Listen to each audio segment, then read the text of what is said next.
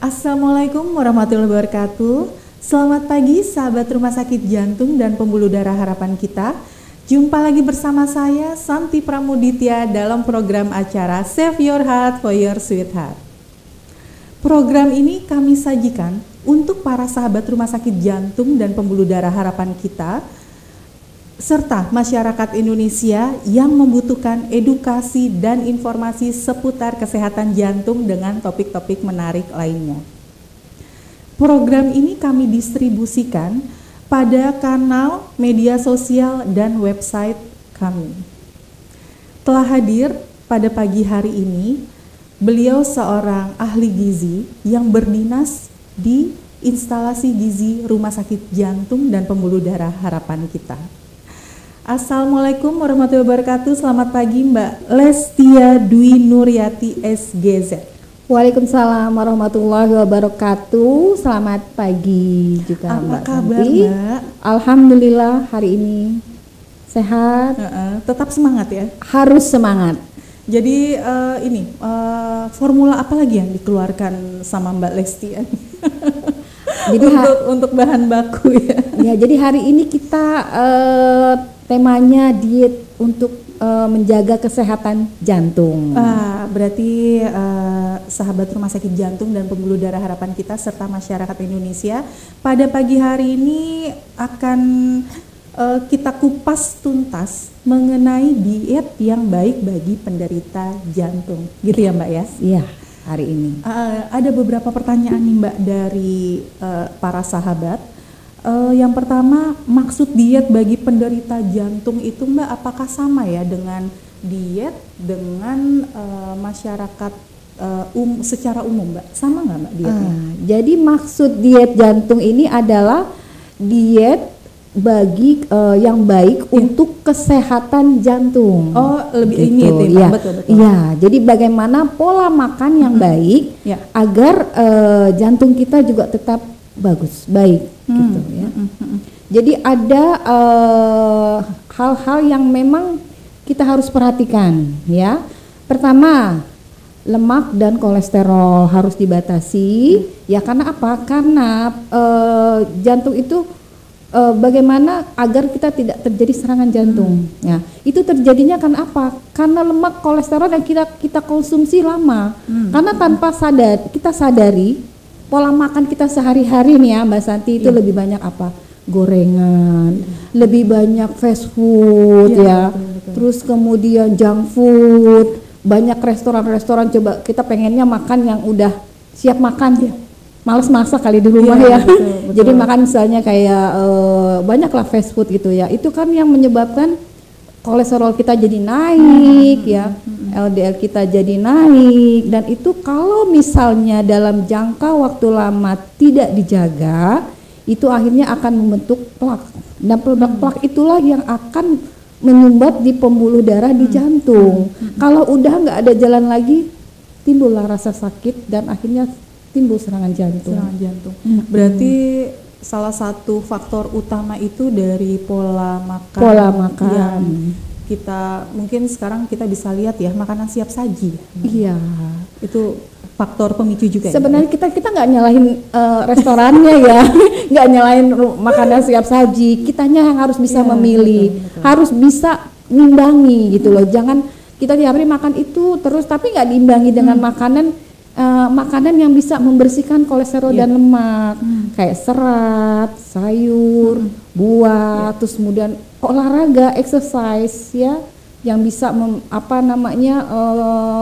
menjaga kesehatan jantung. Kemudian nih Mbak, pertanyaan lagi dari para sahabat, apa saja batasan atau hal-hal yang perlu diketahui pada diet penderita jantung? Nah, pertama yang dibatasi tadi lemak dan kolesterol, ya. Terus kemudian kadang penyakit jantung juga ada yang hipertensi, ya. Itu harus juga mengurangi asupan natrium. Biasanya ada pada makanan yang kayak seperti junk food, ya. Terus kemudian harus mengurangi asupan gula dan karbohidrat.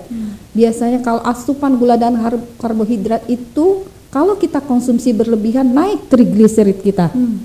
Karena jantung bukan hanya kolesterol dan lemak, jadi juga kadar triglycerid yang ada di dalam darah.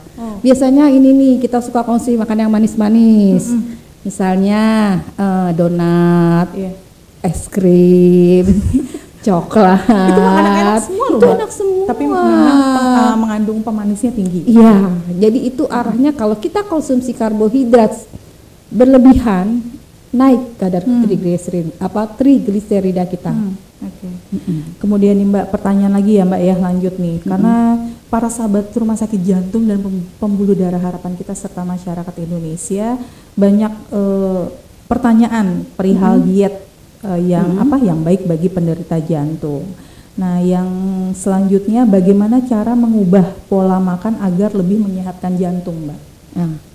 Jadi gini, pola makan ya. Kalau pola makan berarti aturan makan ya. Mana yang bisa kita konsumsi sehari-hari secara bebas, mana yang harus kita batasi ya. Kita beraktivitas nih Mbak Santi ya, dari Senin sampai Jumat bekerja ya. Jadi setiap hari kita harus konsumsi makan pasti lengkap, tapi kurangi konsumsi makanan daging. Jadi yang tadinya makan setiap hari, jangan setiap hari dagingnya ya. Ikan, ayam everyday boleh deh setiap hari. Tapi daging kita batasi seminggu 1 sampai 2 kali gitu ya. Terus kemudian dalam 1 kali makan, misalnya jangan semuanya bergoreng, semuanya disantan ya. Paling nggak 1 macam aja deh gitu ya. Jangan misalnya nih ada nasi, misalnya ada ayam goreng, terus kemudian sayurnya lagi mungkin bersantan, terus kemudian penutupnya misalnya pudingnya puding coklat, waduh enak semua. Lengkap itu ya para sahabat. Tapi kita batasi ya. Jadi salah satu macam masakan aja yang pakai gorengan atau misalnya bersantan ya, buahnya yang fresh gitu ya.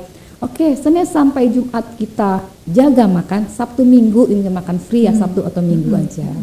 Sekali aja ingin makan di luar. Oke, next nih Mbak pertanyaannya. Jenis makanan yang harus dihindari bagi penderita jantung, Mbak?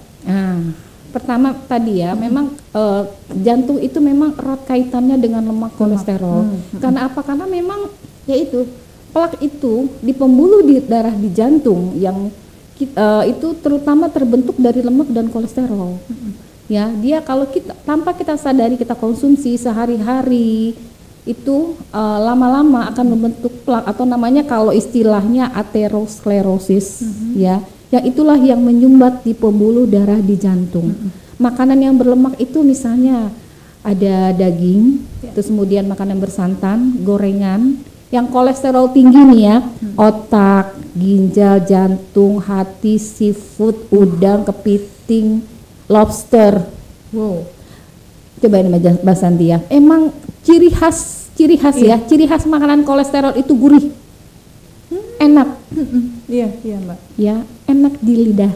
Tapi kalau kita konsumsi berlebihan, efeknya adalah tidak baik buat kesehatan jantung. Jadi sebenarnya makanan itu kita ini ya, maksudnya ya memang kita bisa menemukan di sehari-hari kita bisa menemukan sehari-hari. Cuma memang tergantung dari kita ya, apakah bisa kontrol makanan itu atau tidak. Iya, bukan berarti diet itu kita ini nggak boleh sama sekali nggak gitu boleh ya. Bukan. Tadi yang saya ini adalah polanya, kita atur.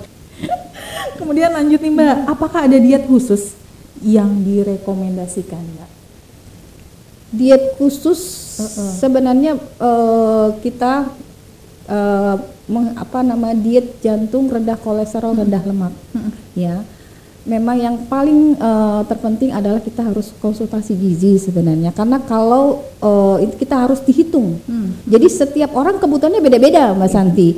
Jadi ada orang yang kebutuhan kalori sekian, lemaknya sekian, terus kemudian proteinnya sekian, itu harus dihitung dengan sesuai keadaan kesehatan kita ya. Misalnya pada pasien jantung dilihat hasil labnya, oh kolesterolnya tinggi nih, berarti yang harus dibatasi adalah makanan yang tinggi kolesterol gitu ya. Terus kemudian dilihat lagi mungkin kadang tensinya agak tinggi gitu ya, kita kurangi makanan yang mengandung natrium. Jadi kita dengan berkonsultasi gizi kita tahu berapa sih kebutuhan kita, apa sih yang dibutuhkan untuk kesehatan kita gitu loh. Jadi bukan berarti diet itu ini itu nggak boleh, bukan. Nah, sebagai informasi aja, sahabat Rumah Sakit Jantung dan Pembuluh Darah Harapan kita serta masyarakat Indonesia, instalasi gizi Mbak di bawah naungan Mbak Lesti ya nih, membuka konsultasi gizi ya? Ada konsultasi gizi. Ini sebenarnya nih memang fasilitas layanan yang disediakan rumah sakit. Kita menyediakan konsultasi gizi itu bukan hanya di Poligizi juga, Mbak Santi. Kita juga menyediakan konseling, edukasi gizi untuk pasien yang selama pasien itu dirawat. Karena apa? Karena yang kita ahli gizi itu harus menemui pasien. Jadi setiap hari pasien itu harus kita datangi. Pada saat dia pertama kali masuk sama dia setelah pulang itu harus diberikan edukasi gizi. Nah, tidak menutup kemungkinan nggak sih Mbak, nggak harus yang sudah menjadi pasien jantung gitu ya, misalnya let's say saya mau konsul dengan Mbak Lestia gitu ya, perihal gizi, asupan yang harus saya konsumsi tiap hari itu makanannya apa aja gitu, tidak menutup kemungkinan ya? Tidak menutup, boleh. Maksudnya masyarakat umum gitu, silahkan konsultasi ya. Silahkan. Jadi kan konsultasi gizi itu sebenarnya memang di rumah sakit itu jantung ini memang pasien khusus jantung.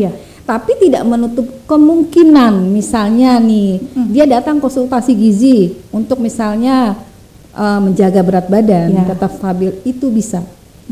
Ya. Karena Poligizi bukan hanya untuk pasien penyakit jantung, tapi kalau memang ada pasien yang memerlukan edukasi tertentu untuk makanan yang sehat, bisa datang ke Poligizi. Bisa ya. Oke Mbak, nah sekarang lanjut nih Mbak dengan pertanyaan berikutnya. Nih para sahabat nih banyak nih Mbak yang pertanyaan kayaknya. Bisa ini Mbak. Nah pertanyaan selanjutnya Mbak, apakah sebaiknya harus konsultasi dengan ahli gizi Mbak? Ya balik lagi seperti tadi ya. Jadi kita sebenarnya kan kita nggak bisa nebak-nebak sebenarnya kita kebutuhannya berapa kalori sih gitu. Kita nggak bisa nebak-nebak karena itu memang tugas ahli gizi. Jadi hanya ahli gizi yang bisa kebutuhan kita 1.800 kalori gitu ya. Harus diaplikasikan makanan seharinya seperti apa. Karena apa? Masing-masing individu kan beda-beda. Dilihat dari usianya, dilihat dari aktivitasnya, berat badannya, tinggi badannya, dan itu kan perlu konseling gizi.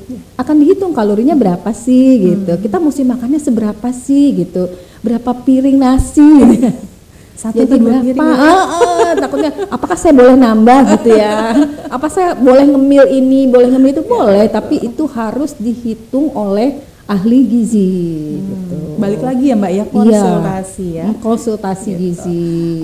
Baik Mbak, kira-kira dari pembahasan kita nih, ada nggak pesan yang Mbak Lesti bisa sampaikan untuk para sahabat Rumah Sakit Jantung dan Pembuluh Darah Harapan kita serta masyarakat Indonesia tentang pembahasan kita pada pagi hari ini? Pesan saya sangat penting kita untuk menjaga kesehatan jantung. Jadi kesehatan jantung bukan dijaga pada saat kita sudah terkena serangan, ya. Pola makan kita harus dijaga sejak awal kita mulai remaja, mulai sekolah, remaja, dewasa itu harus mulai dijaga, ya. Karena terbentuknya plak itu mulai dari kita usia aktif itu sudah mulai terbentuk. Dan satu lagi memang kita harus medical check up. Nah itu penting sekali kan, terutama pada usia sudah 40, ya 50. Karena pada usia seperti itu aktivitas sudah mulai berkurang, olahraga sudah mulai ini. Ada juga mungkin eksekutif muda jarang olahraga. Apa-apa naik turun mobil ya.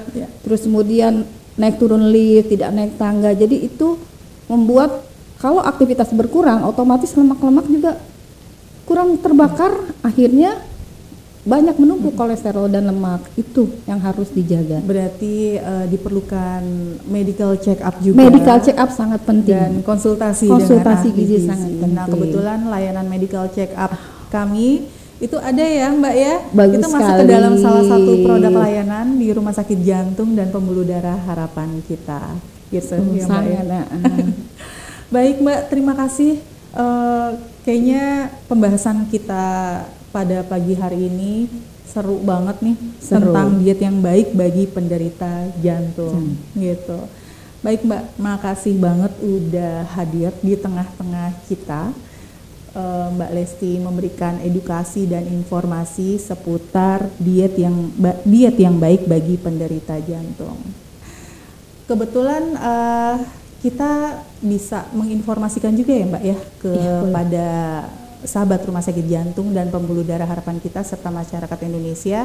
Yang tadi kita sampaikan produk layanan kami salah satunya ada medical check up dan konsultasi gizi. Bagi yang mau konsultasi silahkan datang langsung dan telepon ke 15.034 atau direct via WhatsApp di 0812 9000 4370 gitu ya Mbak.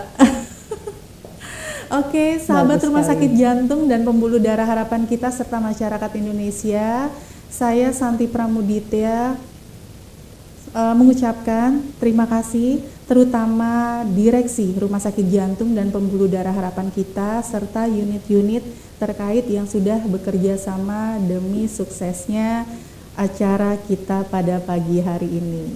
Next Mbak Lesti kita undang. Siap Mbak Santi. Oke, selalu siap ya, pastinya dengan topik-topik menarik lainnya. Baik, kami undur diri. Wassalamualaikum warahmatullahi wabarakatuh.